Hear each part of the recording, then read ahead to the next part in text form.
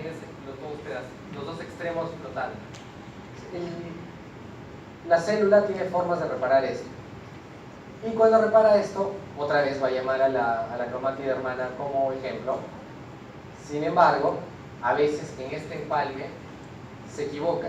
Y en vez de empalmar perfectamente los dos extremos, o sea, ir y hacer un nudo, agrega y le pega otro cordón en medio. Y ingresa un pedazo de información grande, que es esto rojo de acá, creando la disrupción del gen. Y eso es problemático, porque eso es una inserción. Y eso probablemente, si esto ocurre en la mitad del gen, otra vez, va a hacer que todos los codones se corran hacia la derecha y va a destrozar la traducción de la proteína. Pero si tenemos suerte y llega el molde correcto, que sería este verde de acá, para que se pueda corregir de la manera correcta, no pasa nada, simplemente se empalma y se une y todo es normal.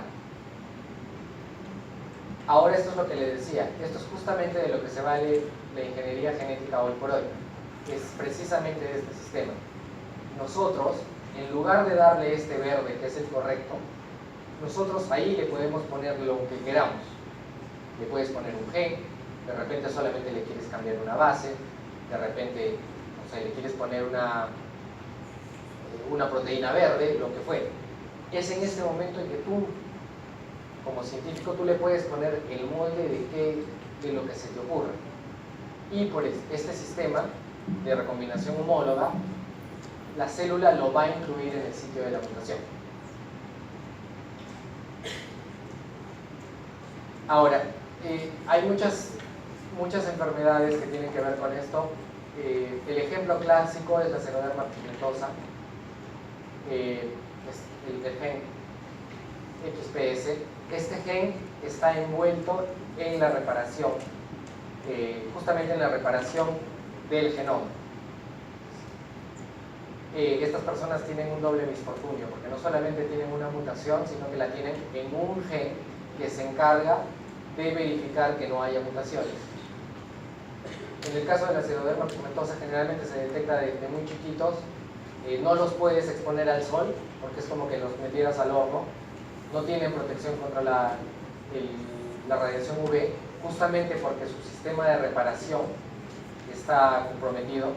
Es justo el sistema de reparación que se encarga de responder a las T's unidas, al cierre que no podía abrirse, es justo el sistema de reparación. Y como ellas hay otras enfermedades, síndrome de Cockayne, leucodistrofia, y como les digo, hay una cantidad inmensa de enfermedades que tienen que ver con este tipo de mutaciones en los cuales las personas tienen este doble misfortunio de que, además de adquirir una mutación, la mutación justo está en un gen reparador.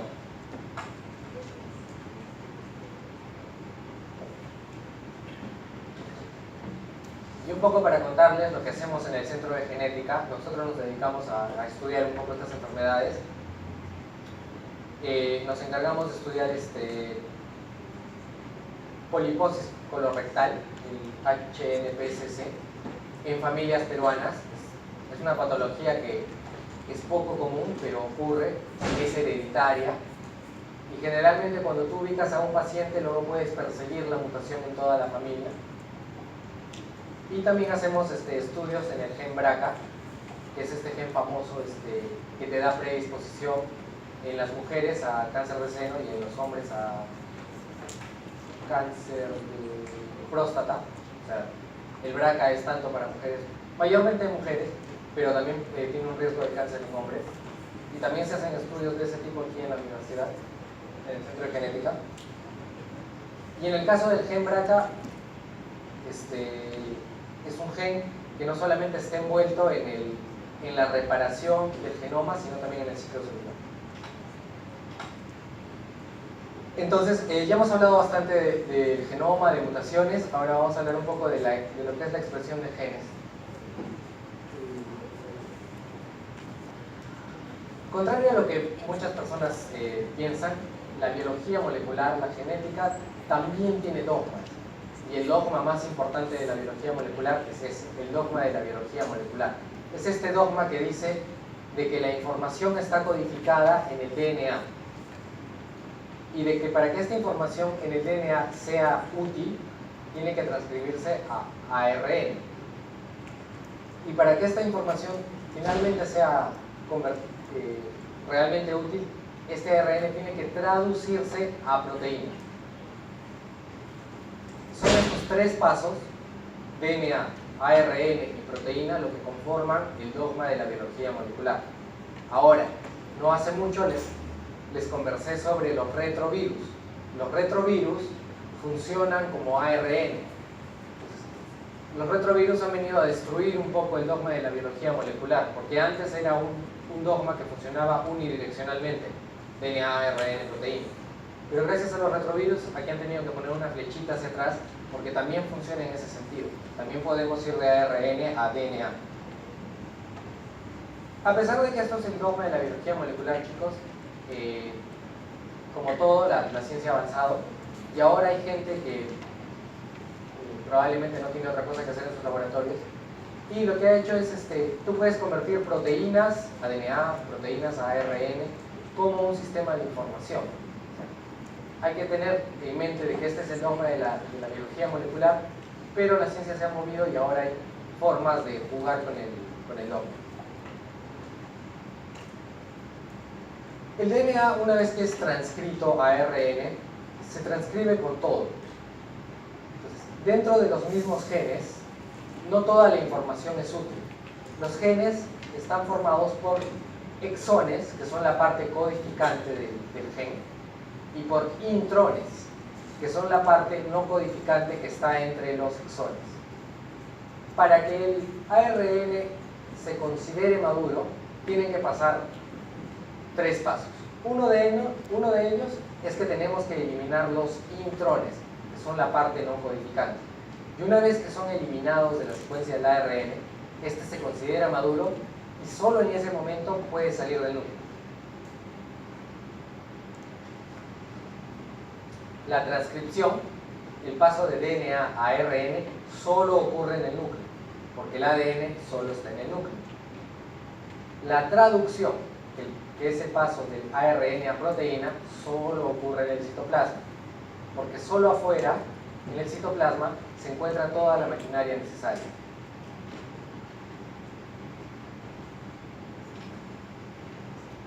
Entonces, como vemos aquí un poco más claro, el ADN contiene la información permanente de la célula, que es todo el programa genético de la célula, pero no todo es útil. Están los exones y también están los intrones. Y en un primer momento, cuando se transcribe de DNA a ARN, en esta molécula intermedia que es el hRNA, conviven los exones con los intrones. Y para que madure, ocurren tres pasos importantes. Primero se hace el ARN splicing, que es esto que les digo, que los intrones son removidos del ARN. Y después hay dos pasos más. Se le agrega un capuchón al ARN y también se le agrega una cola poli-A. Estas señales le sirven a la célula no solamente para facilitar la exportación desde dentro del núcleo hasta el citoplasma, sino también para proteger el ARN. El ARN es una de las moléculas más frágiles, más lábiles que hay en la biología.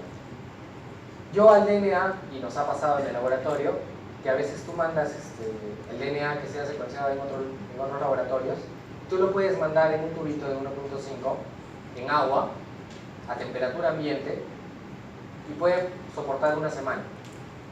El ARN lo dejas más de un minuto en agua sin protección, ya no existe. El ARN es una molécula súper lábil y para eso hay que protegerla.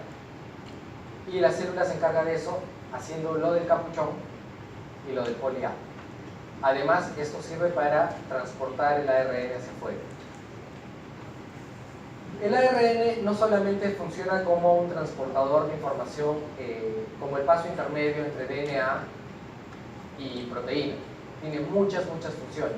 Y también funciona dentro del sistema de traducción. Este es el caso de los tRNAs, que son los RNAs de traducción. Estos son los que específicamente reconocen los codones.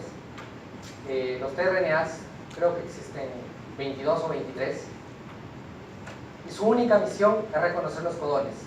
Van al ribosoma y se unen a la cadena de ARN que lleva el mensaje. Y se van probando uno por uno. Los 21 o 23 se van probando hasta que uno encuentra su codón correspondiente. Y solo en ese momento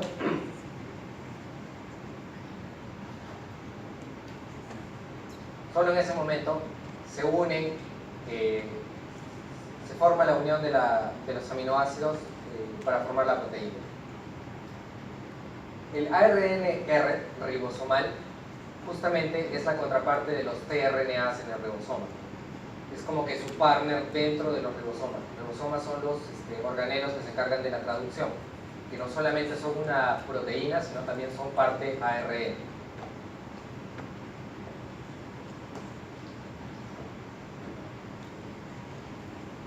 Los ARNs, como les dije, el genoma por mucho tiempo se creía de que tenía estos pedazos que eran DNA basura, y entre gen y gen hay extensiones muy largas de DNA que antes se creía que no tenía ninguna información útil.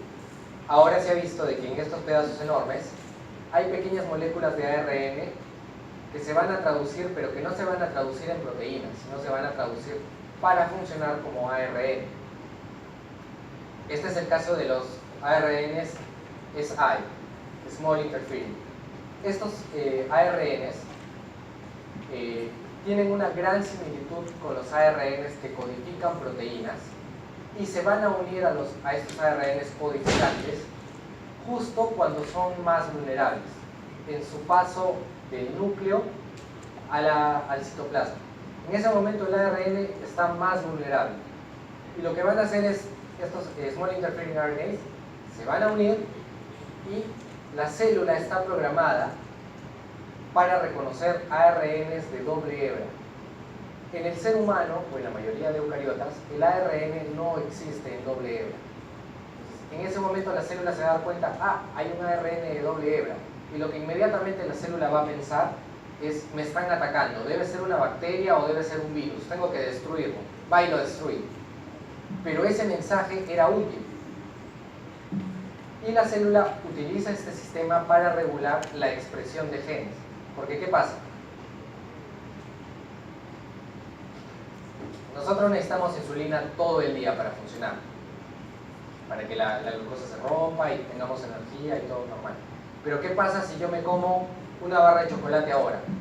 Voy a necesitar insulina al toque, rápido. Entonces la célula va a responder rápido. Pero ¿qué pasa si me da un shot hipoglucémico y viene alguien y me inyecta insulina? Ya no quiero seguir produciendo insulina como loco. ¿Cómo responde la célula? La célula agarra y comienza a producir los Small Interfering RNAs. Esa es su respuesta rápida para destruir todos los mensajeros que estaban ahí para producir la insulina extra.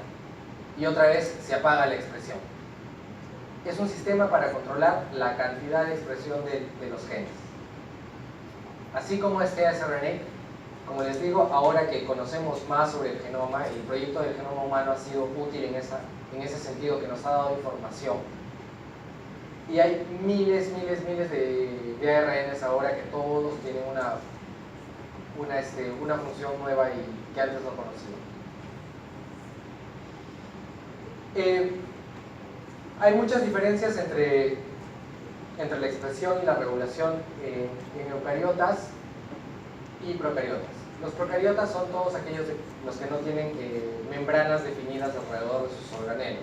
O sea, no hay un núcleo bien definido como es en el caso de los eucariotas. Nosotros sí tenemos compartimientos bien compartimentalizados. Hay una buena mitocondria, hay un buen núcleo. Y otra cosa es que, por ejemplo, las bacterias tienen genomas que son de alrededor de 300.000 pares de bases. Entonces, comparado con nosotros, ellos no tienen mucho espacio y tienen que ser súper eficientes en cuanto al espacio que tienen para escribir sus genes para existir. Porque nosotros tenemos 3.000 millones de pares de bases, podemos escribir lo que queramos. Tenemos, como les dije, tenemos 5.000 libros para escribir el mensaje que queramos. En cambio, las bacterias tienen un espacio muy limitado. Y ellos no se pueden dar el lujo de tener este DNA basura entre gen y gen. De hecho, cuando ellos transcriben su ADN a ARN, transcriben un ARN que tiene la información de 2 o 5 genes al mismo tiempo. Que es recién en el momento del splicing, cuando estos genes son separados en genes individuales, pero de otra manera son traducidos en un solo mensaje. Eso se llama un gen policistrónico. Es un solo ARN que tiene varios genes. Los eucariotas en nuestra mayoría somos monocistrónicos, solamente producimos un ARN para un gen. Al mismo tiempo de que no se pueden dar el lujo de tener DNA basura entre gen y gen, tampoco se pueden dar el lujo de tener intrones. Todo tiene que ser exón. Entonces la información que está escrita en su genoma es la información que finalmente va a dar una proteína casi sin modificaciones. A diferencia de lo que pasa en eucariotas, nosotros sí tenemos DNA basura, entre comillas basura, y también tenemos intrones.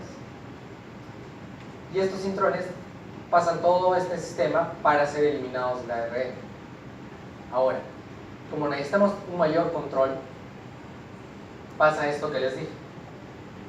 Tiene que haber 3 modificaciones principales para que el ARN salga del núcleo. Si algunas de estas falla, el ARN no sale. Se le tiene que agregar el capuchón, el ARN, se le tiene que agregar la cadena de poli A al final, y también se le tiene que hacer el ARN splicing, que es la eliminación de los intrones. Solo cuando el ARN ha pasado por estos 3 pasos puede ser exportado del citoplasma.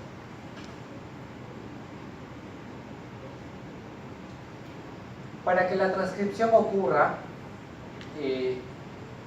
hay muchos factores que influyen. Uno de ellos es que las ARN polimerasas, que son las enzimas que se encargan de convertir el DNA a ARN, tienen que tener un cebador. Un cebador es una secuencia de entre 15 a 25 pares de bases de ARN que por complementariedad se va a unir a su similar en el ADN. Estos pedacitos de ARN van a ir flotando por el núcleo hasta que van a encontrar a un pedacito que es complementario, o sea que va a tener la secuencia invertida, y van a decir, ah, aquí es donde debo comenzar a replicar, y van a comenzar a replicar a partir de ese punto. Pero estos cebadores no se unen a cualquier sitio. Como les digo, hay todo un sistema. Los genes generalmente tienen regiones promotoras y regiones enhancer antes de que comiencen los genes. Los promotores, que son los más sencillos y que también están en bacterias, se encuentran entre 35 a 10 pares de bases antes del principio del gen. Entonces, de tal manera que luego de que reconoce el cebador y está la proteína ahí, con el promotor la enzima sabe, ah, ya, yo tengo que comenzar a transcribir en 10 o en 35 pares de bases. Los más conocidos son TTGA, la caja TTGA, o el Data Box, que incluso está en eucariotas y procariotas. Y lo mismo ocurre para la terminación de los genes, ¿no? Una vez que ya se llega casi al final del gen, el gen también tiene una señal que le dice a la polimerasa, ¿sabes qué? Ya me acabé, a partir de acá comienza a hacer la cola poli A. Y así la enzima va a comenzar a hacer la cadena poli A que es necesaria para el transporte. Tenemos varias ARN polimerasas, dependiendo de qué es lo que se vaya a producir. Si vamos a producir ARN ribosomal, que es lo que va a formar el ribosoma, es la polimerasa 1. La que más nos interesa es la polimerasa 2, que va a producir todos los ARN mensajeros. Y la polimerasa 3 va a producir a los tRNAs y algunas unidades del ribosoma también.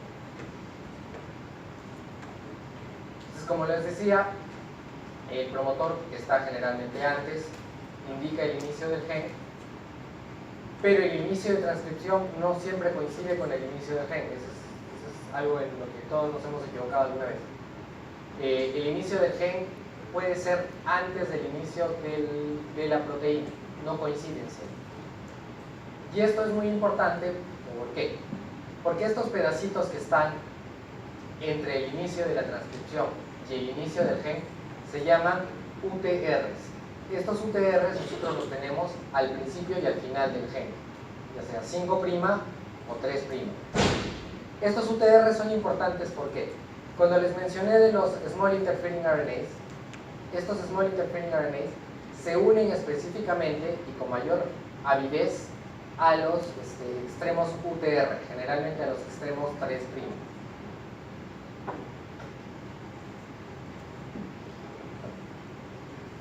Entonces, si nosotros quisiéramos diseñar una droga que fuera contra un ARN en particular, digamos que tenemos una duplicación de un gen, nosotros quisiéramos acabar con esta duplicación del gen, lo que tendríamos que hacer es diseñar un Small Interfering RNA que tuviera como target el extremo 3 UTR de este gen. Y esto es, por ejemplo, uno de los tratamientos que ya se ha probado y que ya está en clinical trials para Huntington, que es esta enfermedad que les conté que tenía el CAG repetido más de 120 veces. Usando estas cositas sencillas de biología molecular, hay gente que ha ideado la manera de curar cosas como el Huntington.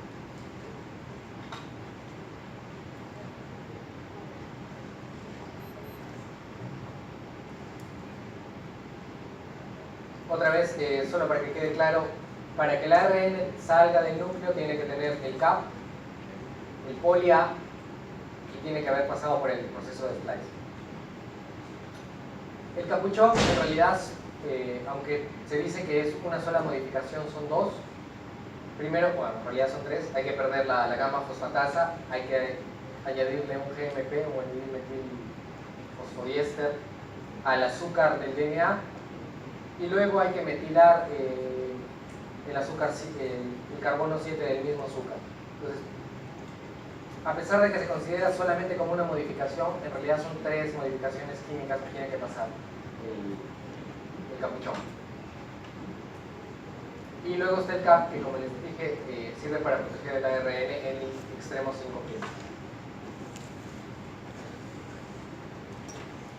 Una cosa importante del splicing es que generalmente los exones, que son la parte codificante del gen, la parte que realmente importa para la traducción de la proteína, son generalmente pequeños, entre 150 a 400 pares de bases generalmente. Hay intrones que son un poco más grandes, pero generalmente es ese su rango, 150 a 400 pares de bases. En cambio, los intrones son inmensos, son súper grandes. Y la célula tiene sistemas para poder remover estos intrones que son grandes. Generalmente los intrones comienzan con G y T y terminan con AG. De tal manera que cuando ocurre el splicing, la célula tenga como señales para saber dónde cortar, porque si no puede cortar en cualquier sitio. Y básicamente lo que ocurre es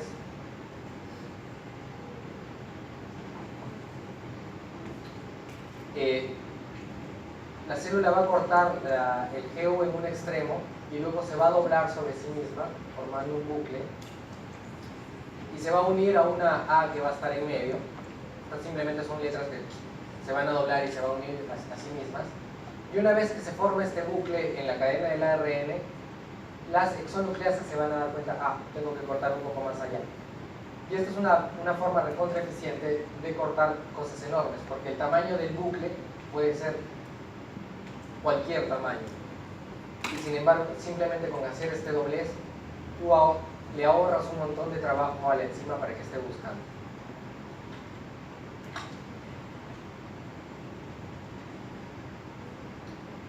Sin embargo, a veces estos sitios de empalme y donde se forman los bucles pueden tener mutaciones. Y durante mucho tiempo se pensaba que las mutaciones solo eran importantes si caían dentro de los exones, porque los exones son la parte codificante de las proteínas. Pero ahora también se sabe de que si hay una mutación justo en los sitios de empalme donde se va a producir el splicing, también puede haber problemas, porque el splicing no se va a hacer correctamente y en vez de eliminar un intrón, lo vas a agregar a la proteína.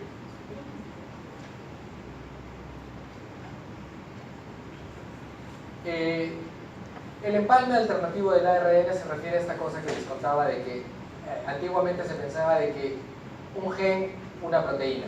Y eso es falso. Como les digo, solamente tenemos entre 20 a 25.000 genes, no sabemos el número exacto. Pero sin embargo tenemos 300.000 proteínas que funcionan, que son funcionales. ¿Cómo se da esta gran variedad? Con el empalme alternativo. Una sola proteína, un solo gen, puede producir diferentes isoformas de la misma proteína. Durante mucho tiempo se pensó de que la cantidad de genes determinaba la complejidad del organismo.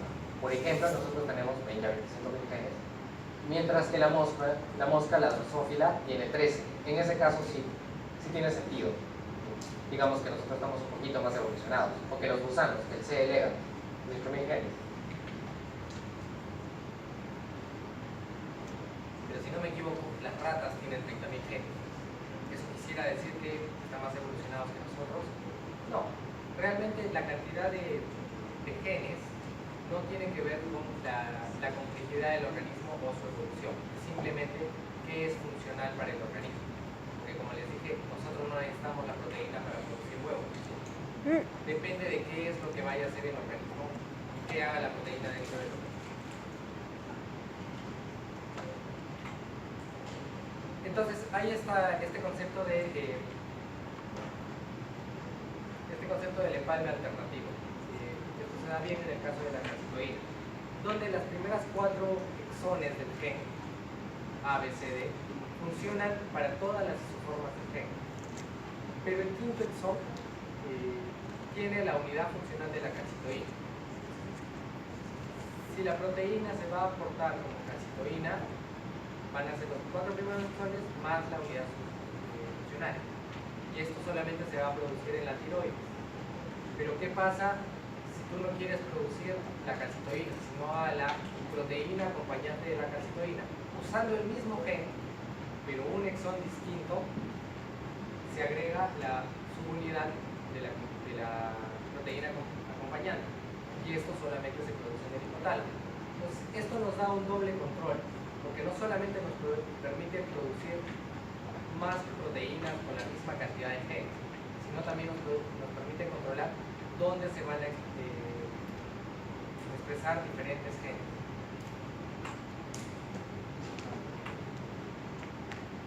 Ahora, en lo del empalme alternativo, puede ser de que durante el splicing, el exón 1 salte y se une con el 3, o directamente con el 4. O de repente por ahí no quiere comenzar con el exón 1, quiere comenzar con el exón 2. Pues, dependiendo de cómo juegue la célula con sus exones, puede producir diferentes proteínas a partir del mismo gen. E incluso hay algunos casos en que las células prefieren no deshacerse de los intrones, se quedan con los intrones y los incluyen dentro de su secuencia, lo cual es un poco complicado porque los intrones se supone que no deben codificar por nada.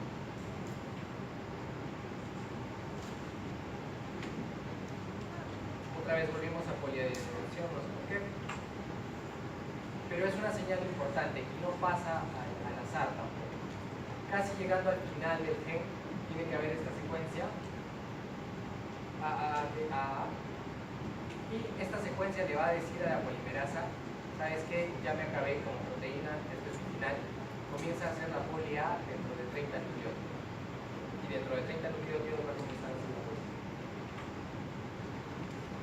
La poli A, como ya les dije, tiene el rol de facilitar el transporte al citoplasma del ARN, alarga la vida útil del ARN, eso es muy importante. Les dije que es una molécula muy lábil. Si tú la dejas en agua, en minutos se deshace. Para alargar la vida útil del ARN se le agrega la poli A, y también sirve para que la reconozca la maquinaria de traducción.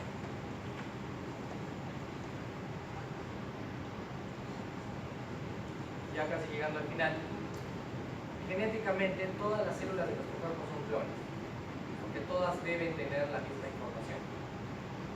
Sin embargo, funcionalmente las células son distintas, porque tus células de la piel no expresan las mismas proteínas que Juantes. ¿Cómo saben o cómo hacen estas células para saber qué expresar? Un poco tiene que ver con la regulación de los genes, un poco tiene que ver con el splicing, pero tiene que valerse de estos mecanismos para expresar las proteínas adecuadas en los sitios adecuados. Y cuando las proteínas se producen bien en los sitios adecuados, es una expresión específica. Por ejemplo, insulina solo en el páncreas. Sin embargo, hay genes que se necesitan en toda la célula.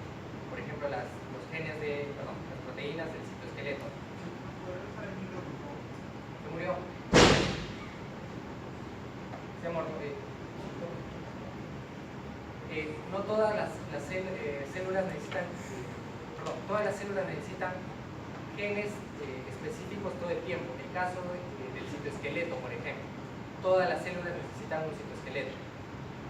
Este tipo de genes se llaman los genes housekeeping.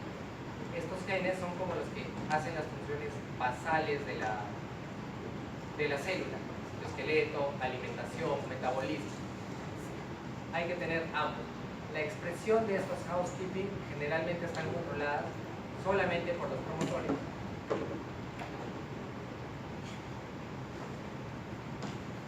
Mientras que la expresión de los genes específicos están controladas por los enhancers, que son elementos de control y regulación que están mucho más antes de los promotores.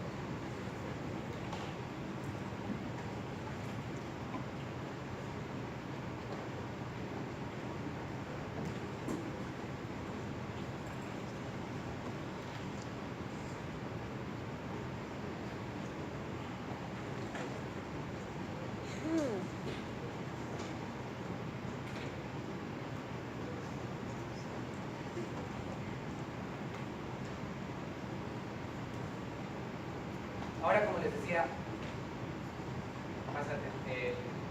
las bacterias no pueden darse el lujo de tener información basura.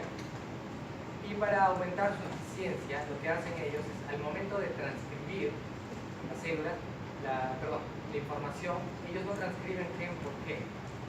Porque uno, consume más energía, y dos, no tienen espacio para hacer eso. Entonces, para eso lo que hacen ellas es transcriben un grupo de genes al mismo tiempo, 2 o 5 genes. Estos grupos de genes se conocen como operones.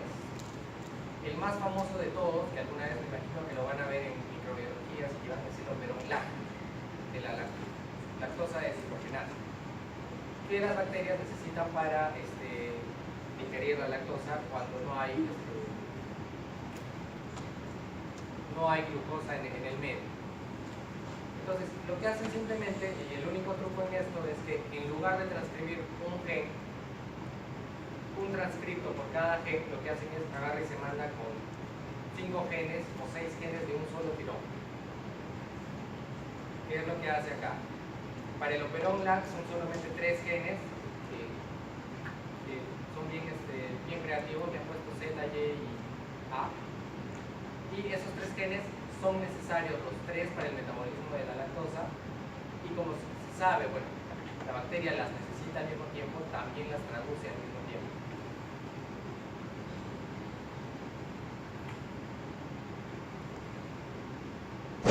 En el caso de las bacterias hay mucho menos control en la expresión.